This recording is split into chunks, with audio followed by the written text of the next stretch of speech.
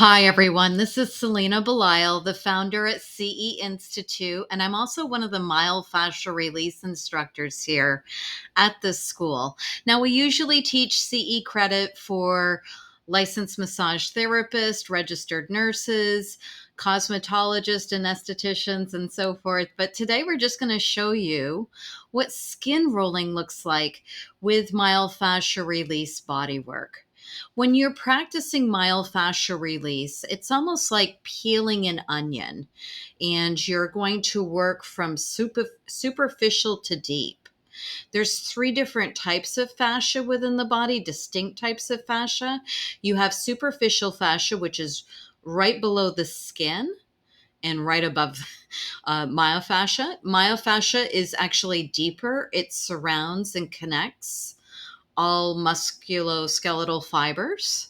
And then you'll have visceral fascia, which surrounds our organs. So those are the three distinct types of fascia within the body. And it's thought that all fascia is interconnected. So even if you're working somewhere on the leg, when you're doing these maneuvers, these myofascial maneuvers, whether it's palming technique or skin rolling and so forth, it's thought that that work could actually affect as far up as your thorax.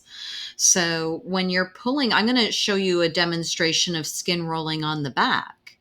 But when you're skin rolling, this can also affect other areas beyond the back or the immediate area where you're working. So this is what it looks like. I'm going to start on the side of the spine, and I'm going to skin roll him from superior to inferior, and maybe 1 inch lateral to the spine and to the um, transverse process here. To skin roll, I'm picking up the skin, and it's almost like a pincer technique between my thumb and fingers. The fingers are walking forward, and the thumb is pushing, almost plowing through the skin and superficial soft tissues.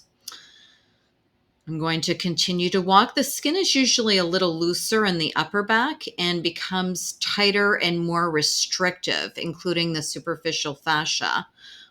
In the lower back, it gets a little bit tighter. It's looser usually in the upper back.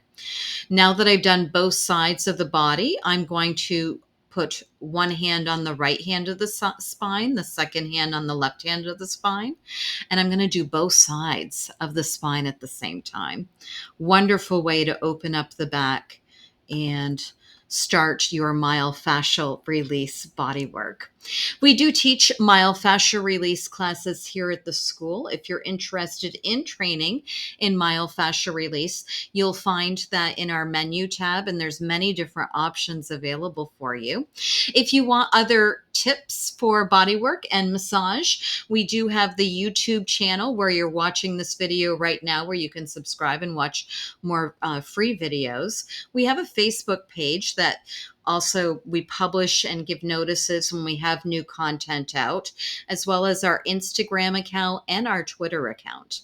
So we hope that you are able to get online and follow with us and do some more training with us. We offer live in person, live webinar, and we're also working on enhancing and increasing the amount of pre-recorded training in our self-paced library available for future classes as well. So that's all I have to share with you guys today. We hope you enjoyed. And until we see you in a class, be safe.